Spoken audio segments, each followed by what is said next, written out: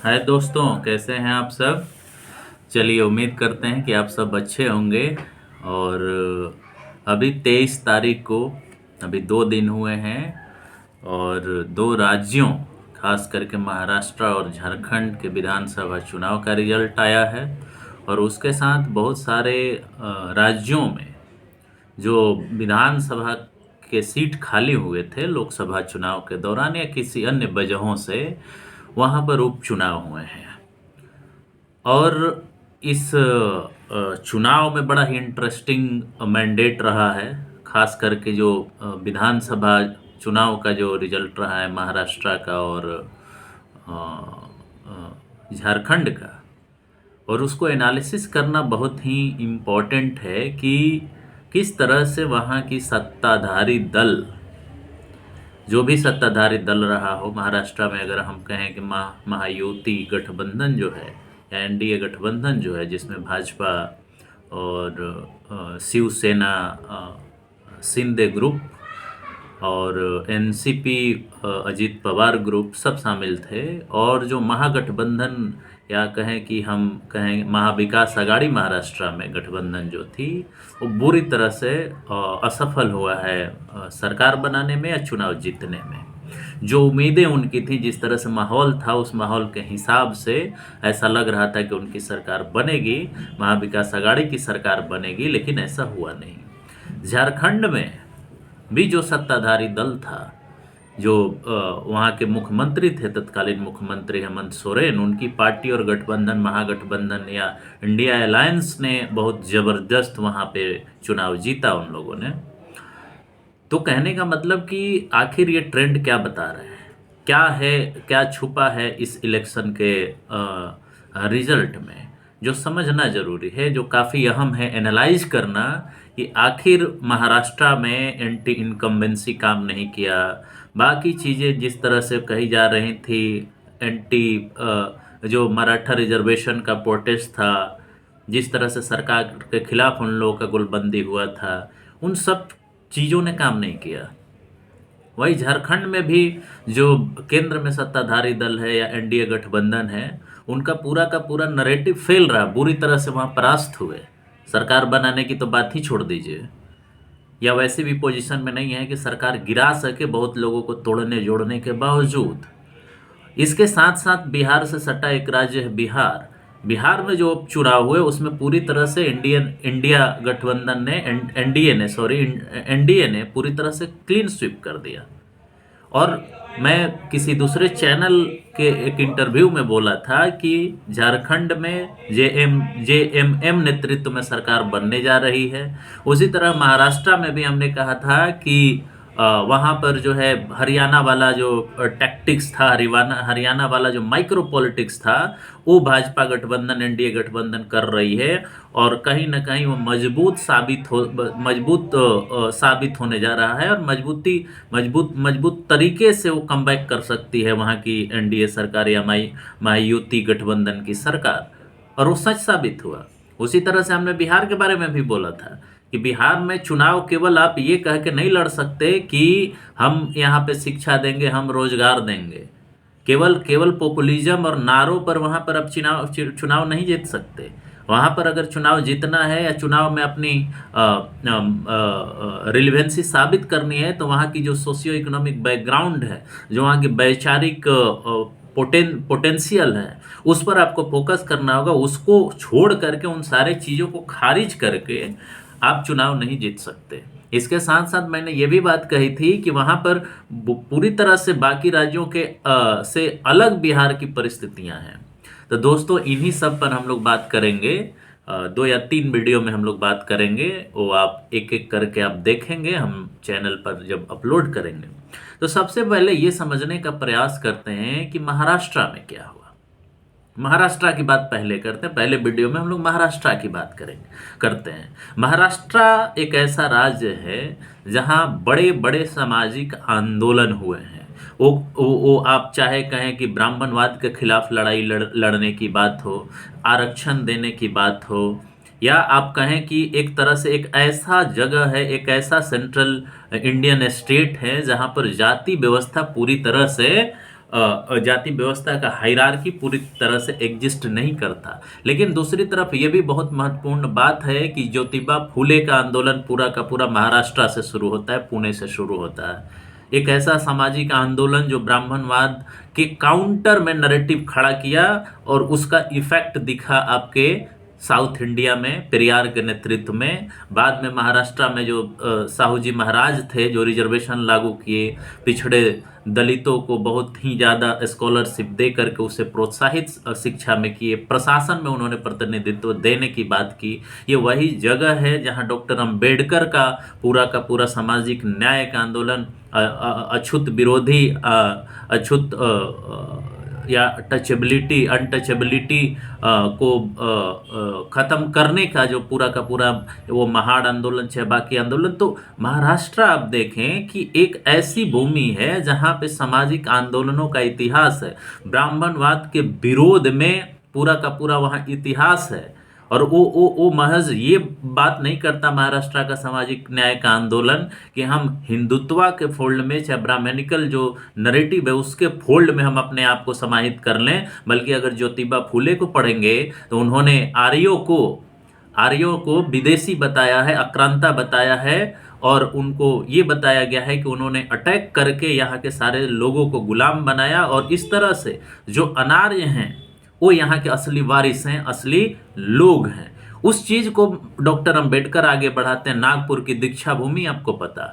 लेकिन इसके साथ साथ ये भी आप ध्यान रखिए कि जो हिंदुत्व का महत्वपूर्ण मुख्यालय है आरएसएस का, वो भी नागपुर में ही अवस्थित है, महाराष्ट्र में ही अवस्थित है। और इसके साथ साथ वहाँ का पूरा इतिहास पढ़ेंगे, अगर बैकवर्ड क्लास का इतिहास, सामाजिक न्याय का इतिहास और बाकी इतिहास भी आप उठा करके देखेंगे, तो ये वही महाराष्ट्र है जहां पर एक समय में मराठाओं के द्वारा सामाजिक न्याय के आंदोलन को नेतृत्व दिया गया था।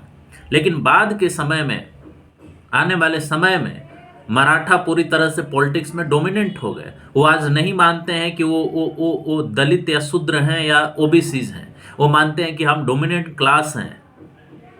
वो मानते हैं कि डोमिनेंट क्लास हैं हम। उनका कोऑपरेटिव से लेके, क्रिकेट से लेके, बिजनेस से लेके हर जगह उनका दबदबा है। और इस तरह से पूरे महाराष्ट्र की राजनीति में जैसे गुजरात में पट्टीदार हैं, वैसे महाराष्ट्र में मराठा हैं। और मराठा पूरी तरह से हर पार्टियों के आप उसके सोशल प्रोफाइल को आप एनालाइज करेंगे, कुछ पार्टियों को छोड़ दीजिए, तो उसमें मराठा डोमिनेंट है। वो चाहे एनसीपी की बात कर लीजिए, शिवसेना की बात कर लीजिए, कांग्रेस भी एक समय में जब वहां सरकार में थी तो वो भी यही काम की थी जो आज उसके लिए भारी पड़ता जा रहा है।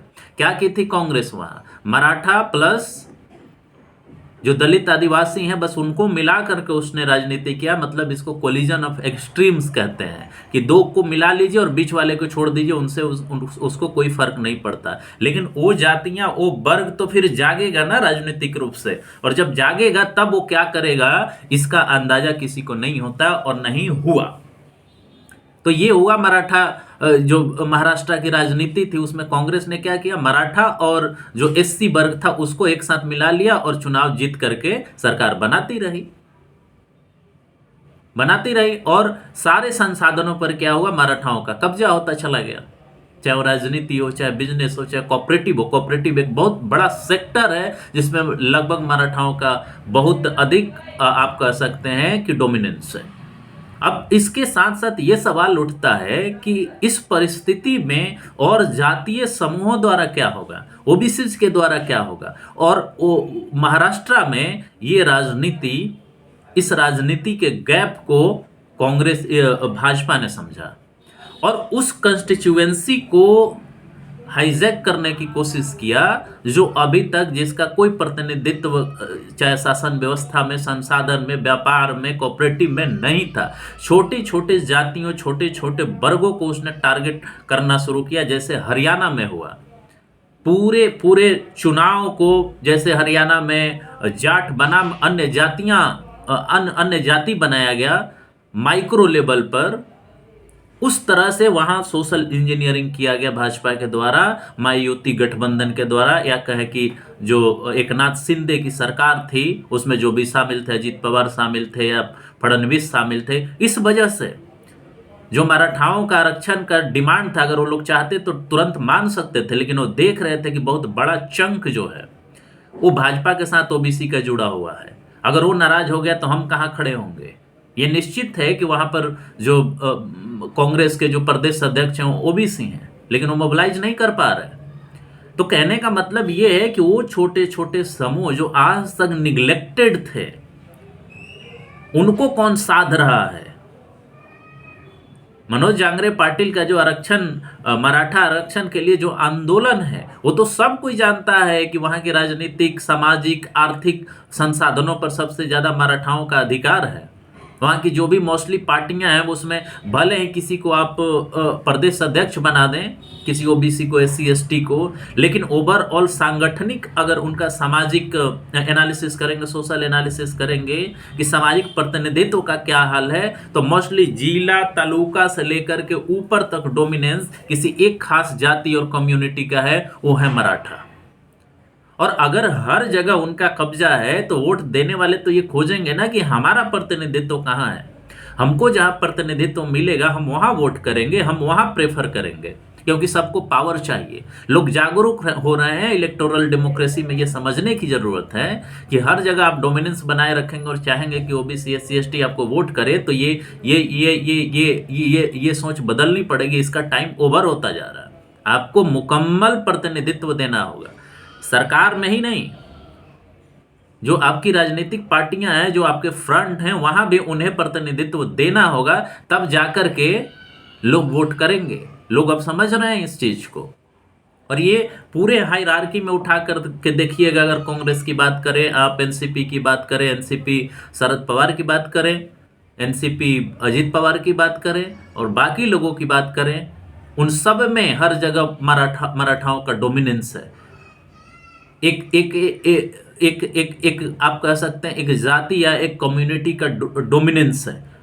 तो ये जो माइक्रो मैनेजमेंट है मायावती गठबंधन का, पहला फैक्टर, हम सारे फैक्टर, यही केवल वजह नहीं है उनके जीतने का। एक तो ये वजह है कि जो वो सोशल कॉम्बिनेशन उन लोगों ने क्रिएट किया कि नॉन मराठा ग्रुप को पूरी तरह से पॉलिटिसाइज किया जाए, उनको उनको उनको वोट बैंक के रूप में इमर्ज कराया जाए, ये काफी सक्सेसफुल रहा।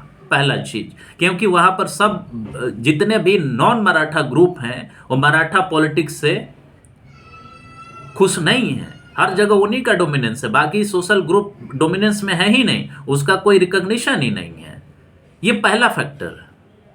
दूसरा फैक्टर है, आपको यह भी समझना होगा कि जो दूसरा फैक्टर जो काफी अहम है, एक चीज तो ये कि सोशल इंजीनियरिंग। आज भी इस देश में बिना सोशल इंजीनियरिंग के, बिना सोशल इक्वेशन के आप चुनाव नहीं जीत सकते। ये सच्चाई है, इस बात को आपको मानना होगा। कहीं पे जाति के आधार पर, कहीं कम्युनिटी के आधार पर, कहीं क्लास के आधार पर। हो सकता है महाराष्ट्र में ये जो हायरार्की वाले 4 जाति व्यवस्था में जो ग्रुप हैं उसमें क्षत्रिय मिसिंग हो, लेकिन मराठा अपने आप को क्षत्रिय बाद में मानते रहे, जबकि वैसे हायरार्की में देखेंगे तो उनको जो है शूद्र में रखा गया था। ये इतिहास है, इसको उठा करके आप पढ़िए। लेकिन जैसे जैसे इकोनॉमिकली वो इंपावर्ड हुए, वो संस्कृताइजेशन के साथ जुड़ गए, और संस्कृताइजेशन का मतलब ये हुआ कि वो अपने आप को क्षत्रिय मानने लगे। और क्षत्रिय एक ऐसा ग्रुप है जो सबसे ज्यादा लचीला और फ्लेक्सिबल है। तो मराठा अपने आप को क्षत्रिय मानने लगे, लेकिन ये शुरुआती दौर में नहीं था। मराठा शुरुआती दौर में अपने आप को शूद्र मानते थे। आप साहू जी महाराज या शिवाजी महाराज का इतिहास उठा के देख लीजिए, ज्योतिबा फुले का इतिहास मान के देख लीजिए, उठा के देख लीजिए। और एक बात अब ध्यान रखिए कि इस सोशल इक्वेशन के अलावा कि वहां की भाजपा की जो सिटिंग सरकार थी, भाजपा समर्थित जो सरकार थी, वो किन ग्रुप पे फोकस किया, ये काफी अहम है। जैसा कि हरियाणा में हुआ, वो नॉन मराठा ग्रुप पर फोकस किया। अब जानते हैं कि कुछ दिनों पहले वहां की सरकार ने कुछ छोटे छोटे कम्युनिटी जैसे बंजारा और बाकी लोग हैं, उनको ओबीसी में शामिल कराने का सेंट्रल गवर्नमेंट को रिकमेंडेशन भेजा था। ये टारगेटिंग है स्पेसिफिक ग्रुप को, उनको मोबिलाइज करने के लिए, उनको वोटिंग ब्लॉक के रूप में रिकॉग्नाइज करने के लिए। ये जो है ये महाविकास अघाड़ी गवर्नमेंट नहीं कर पाई थी। इस मैकेनिज्म को समझिए। कहने का मतलब एक तरफ है सोशल इक्वेशन और दूसरी तरफ स्टेट के द्वारा स्पेसिफिक ग्रुप को सपोर्ट करना, इकोनॉमिकली संसाधनों में उसका हक देना, उसका प्रतिनिधित्व देना। ये एक बेहतरीन स्ट्रेटजी रही वहां की सरकार की, जो इनकम्बेंट सरकार थी, और इस वजह से एंटी इनकम्बेंसी काम नहीं किया। वो उन ग्रुप्स को टारगेट किए जो अपने आप को ये मान रहे थे कि मराठा राजनीति की वजह से, मराठा लोगों के डोमिनेंस की वजह से हम जो है हाशिए पर जा रहे हैं, और उनको उन लोगों ने टारगेट किया। उन लोगों को उभारने का कोशिश किया जो अभी तक सत्ता में उनकी भागीदारी नहीं थी, संसाधनों में भागीदारी नहीं थी, प्रतिनिधित्व नहीं था। तो एक तरह से सामाजिक समीकरण और दूसरी तरफ से सामाजिक न्याय, और वो सामाजिक न्याय कैसे सुनिश्चित किया जा रहा है? राज्य के फंडिंग के द्वारा। स्टेट फंडिंग दे रहा है उसके लिए, उनके लिए डिफरेंट जातियों के लिए अलग अलग कॉरपोरेशंस बनाए जा रहे हैं, उनके सपोर्ट के लिए एजेंसियां बनाई जा रही हैं, ताकि स्पेसिफिक ग्रुप को टारगेट किया जाए, उनको फंड दिया जाए बिजनेस करने के लिए। उनको जो मराठा को इतना प्रिविलेज मिलता रहा है राजनीति में, क्योंकि वो डोमिनेंट हैं, उन्हीं के सीएम होते हैं, उन्हीं के सारे लोग होते हैं, जिला काउंसिल से लेके उनके पार्टी में या सरकार में सब वही होते हैं डोमिनेंट तरीके से।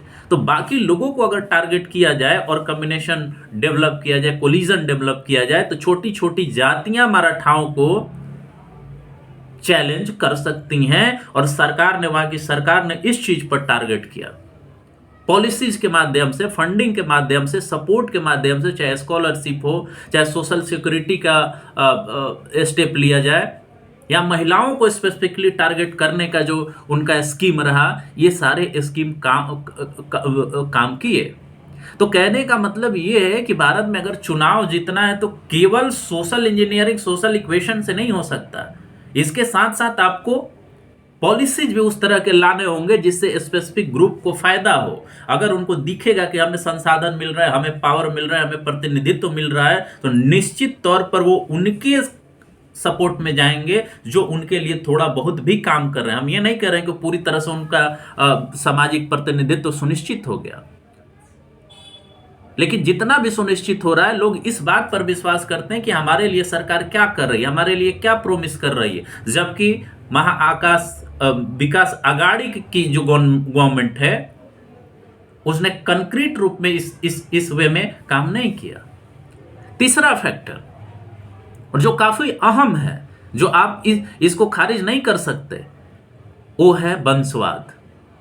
वंशवाद की राजनीति ने, अगर अभी भी कांग्रेस नहीं चाहती, अभी भी एनसीपी नहीं चाहती, अगर अभी भी शिवसेना, उद्धव ठाकरे नहीं चाहते लोग, तो आने वाले समय में इनका हश्र बुरा होने वाला है। हमने शुरुआती जो फैक्टर बताया सोशल इक्वेशन वाला, कि किस तरह से मराठा राजनीति में, महाराष्ट्र के राजनीति में मराठाओं का डोमिनेंस है। वो डोमिनेंस केवल मराठाओं का ही नहीं है, इन बड़ी बड़ी जो रीजनल पार्टियां हैं, इन पार्टियों में एक किसी खास परिवार की सत्ता चलती है। उन्हीं के कहने के हिसाब से जो है जिला का प्रेसिडेंट अपॉइंट होगा, स्टेट का प्रेसिडेंट अपॉइंट होगा, वो जो चाहे वही होगा। अगर सरकार बनती है तो जो चाहे वही होगा, उन्हीं को ठेका मिलेगा, उन्हीं को मिलेगा जैसा वो चाहते हैं। और ग्रुप्स कहाँ गए? वोट तो आप सबका खोजते हैं, वोट तो आपको सबका चाहिए ना, लेकिन जब जिला के प्रधान अपॉइंट करने की बात हो, प्रेसिडेंट अपॉइंट करने की बात हो, स्टेट के प्रेसिडेंट को अपॉइंट करने की बात हो, तो क्या होगा? मराठा होंगे। बाय द वे, अगर आप स्टेट का प्रेसिडेंट आप किसी दूसरे कम्युनिटी का बना भी दिए, तो ऊपर से नीचे तक का पूरा हायरार्की का डोमिनेंस एक ही कम्युनिटी के हाथ में होगा, एक ही परिवार के हाथ में होगा। अगर ऐसा होगा तो लोग वहां क्यों जुड़ेंगे? लोग वहां क्यों जुड़ेंगे? मतलब एक साफ बात हम कहना चाह रहे हैं कि जहां पर वंशवाद रहेगा वहां लोकतंत्र नहीं होगा, डेमोक्रेटाइजेशन नहीं होगा। और अगर पार्टियों में डेमोक्रेटाइजेशन नहीं है तो ये बात समझना होगा। वैसे तो भाजपा में भी डेमोक्रेटाइजेशन नहीं है, डेमोक्रेसी नहीं है, उसमें भी डेमोक्रेसी नहीं है, लेकिन एटलीस्ट ये बात वो लोग एज ए हेजमनी के तौर पर, नैरेटिव के तौर पर कह सकते हैं कि किसी व्यक्ति विशेष का कब्जा पार्टी के ऊपर नहीं है। किसी व्यक्ति का वंश के आधार पर डोमिनेंस नहीं है, व्यक्ति का जरूर है। भाजपा में भी माननीय प्रधानमंत्री नरेंद्र मोदी और अमित शाह के अलावा किसी की नहीं चलती, और जो चाहेंगे वही होगा। लेकिन एटलीस्ट वो किसी वंश और किसी फैमिली के आधार पर नहीं, हालांकि वो भी इस बात को प्रमोट कर रहे हैं लोग। भाजपा में भी अनगिनत लोग हैं जो वंशवाद को प्रमोट कर रहे हैं, वंशवाद की राजनीति कर रहे हैं। लेकिन सवाल यह है कि सर्वोच्च स्तर पर किसकी बात चल रही है? क्या किसी वंशवाद वाले की बात चल रही है, या वंशवाद पर आधारित किसी व्यक्ति की बात सुनी जा रही है? यह समझना होगा। सारी सत्ता एक परिवार, एक जाति, एक डोमिनेंट जाति में अगर आप सुनिश्चित कर देंगे तो आपके लिए राजनीति मुश्किल होगा, क्योंकि लोग अपने वोटिंग राइट को समझ रहे हैं। वो समझ रहे हैं कि उनके लिए कौन काम करेगा, उनकी सामाजिक, आर्थिक और राजनीतिक सुरक्षा कौन प्रदान करेगा। अगर आप ये नहीं समझ पा रहे तो ये बात ध्यान रखिए कि एक तो आप कह सकते हैं सामाजिक समूह के रूप में, जाति के रूप में, और जाति के अंदर भी किसी एक खास जाति और व्यक्ति का, या आप कहें कि परिवार का अगर डोमिनेंस है तो लोग ये कितना स्वीकार करेंगे, ये महाराष्ट्र की राजनीति बता रही है। ये महाराष्ट्र की राजनीति बता रही है, क्योंकि महाराष्ट्र झारखंड से अलग है। आप ये कह सकते हैं कि तो झारखंड में ऐसा क्यों हुआ? क्योंकि वहां की परिस्थिति, झारखंड की परिस्थिति बिल्कुल अलग है, जबकि महाराष्ट्र की राजनीति की पूरी परिस्थिति अलग है। और इस परिस्थिति में वहां पर महायुति गठबंधन या एनडीए गठबंधन एंटी इनकम्बेंसी को हराते हुए बहुमत से चुनाव जीती। और उसमें भी सबसे बड़ी बात ये कि भारतीय जनता पार्टी अकेले लगभग 124 सीटों से ऊपर सीटों पर चुनाव जीतती है। ये बहुत ही बड़ा आप कह सकते हैं कि बदलाव है। अब बाकी फैक्टर को भी रिस्पॉन्सिबल मान सकते हैं, जिसमें सेंटर की सरकार शामिल थी, उसके बाद बहुत फंडिंग थी, वहाँ पर बहुत सारी एजेंसियां थीं। ये सारी चीज़ें हर पॉलिटिकल पार्टी जो सेंटर में होती है उसके पास होती है, ये इसमें कोई दो मत नहीं है। लेकिन उन चीज़ों को समझने का प्रयास कीजिए जो ग्राउंड में चल रहा था, जो बैकग्राउंड में चल रहा था। केवल सेंट्रल एजेंसी के मिसयूज से, अगर सेंट्रल एजेंसी के मिसयूज और उसकी बात करें तो और राज्यों में भी वो हारते, लेकिन हरियाणा में भी नहीं हारे, अभी कुछ दिनों पहले ही आपने देखा था। तो उन चीज़ों को समझने का प्रयास करिए कि जो ग्राउंड में चल रहा है, जो बैकग्राउंड में चल रहा है, जो अंडरनीथ है, जिस पर कोई चर्चा मीडिया में नहीं होती है। पता नहीं मीडिया के पंडित कैसे कैसे एनालिसिस करते हैं, पूरे सेफोलॉजिस्ट फेल हैं। जो प्राइम टाइम मीडिया है, वो प्राइम टाइम जो मीडिया है बस उन लोगों को बैठाती है जो उनके आइडियोलॉजिकल उसमें फ्रेम में फिट बैठते हैं। ऐसे लगेगा जैसे मछली बाजार है, लेकिन सही में जो एनालिसिस है उस एनालिसिस में वो लोग नहीं जाते कि आखिर जनता का मूड इस तरह से क्यों चल रहा है, जनता का मूड इस तरह से एक वोटिंग पैटर्न में क्यों बदल रहा है। तो महाराष्ट्र का चुनाव बहुत कुछ बताता है। जो लोग हारे हैं, अगर वो इंट्रोस्पेक्शन नहीं किए ना, तो आने वाले समय में बहुत बुरी स्थिति होगी और इसका प्रभाव डेमोक्रेसी के ऊपर पड़ेगा दोस्तों। तो दोस्तों ये समझना है कि महाराष्ट्र का जो मैंडेट है, उस मैंडेट के पीछे सामाजिक समीकरण, सामाजिक न्याय किस तरह से सुनिश्चित किया जा रहा है सरकार के द्वारा, सरकार के इंटरवेंशन के द्वारा, वो कितना मुकम्मल हो पा रहा है वो अलग चीज है। लेकिन जो दिखता है वो बिकता है आज के इस मार्केट डेमोक्रेसी में। जो मार्केट वाली डेमोक्रेसी है ना, उसमें पॉपुलिज्म के माध्यम से दिखाया जाता है कि हम ये आपके लिए कर रहे हैं और वही बिकता है। इस बात को भूलना नहीं चाहिए। आइडियोलॉजी के साथ साथ ये भी चीजें जरूरी हो गई हैं, और उसके साथ साथ जो वंशवाद की राजनीति है, आप डेमोक्रेसी की बात सरकार के लिए करते हैं और आपके अपने ही पार्टी में डेमोक्रेसी नहीं है, उसमें वंशवाद चल रहा है, तो ये कैसे वो होगा। कांग्रेस वर्किंग कमेटी का पूरा आप इतिहास उठा के देखिए, उसका पूरा सोशल जो प्रोफाइल है उसको उठा के देखिए, उसके संगठन का देखिए। जहाँ नहीं भी वोट है उनका, जिन लोगों का सोशल कोई बैकग्राउंड नहीं है, सोशल सपोर्ट नहीं है, सोशल मतलब सोशली उनका कोई नंबर्स नहीं है, उनको प्रदेश अध्यक्ष बना रखे हैं। जिनका कोई पॉपुलैरिटी नहीं है वो आपके कांग्रेस वर्किंग कमेटी में बैठे हुए हैं। आप वोट दूसरे का चाहते हैं, ओबीसी का चाहते हैं, एससी एसटी का चाहते हैं, और प्रतिनिधित्व के नाम पे वो जीरो हैं और वोट चाहिए उनका। तो इस पर विचार करना होगा। तो दोस्तों, मैं मानता हूं कि महाराष्ट्र चुनाव में जो रिजल्ट आया है, उस रिजल्ट ने बहुत सारे चीज़ों को क्लियर किया है। और जो लोग आज विपक्ष में बैठे हुए हैं, चाहे वो सेंटर में हो चाहे बाकी जगहों पर हो, खास करके सेंटर में जो विपक्षी पार्टी है और उसके सहयोगी हैं, उनको ये बात सोचना पड़ेगा कि इस वंशवाद की जो उनकी गठबंधन है, इस गठबंधन को तोड़ें, उसमें जो है डेमोक्रेटाइजेशन करें। अगर डेमोक्रेटाइजेशन नहीं करेंगे, इंट्रोस्पेक्शन नहीं करेंगे, तो आने वाले समय में उनका बुरा हाल हो सकता है, इससे भी बुरा हाल हो सकता है। ये समझने की जरूरत है। तो इसी के साथ हमें इजाजत दीजिए कि मैं अपनी बात को समाप्त करूं। नमस्कार, धन्यवाद, जय हिंद, जय भारत।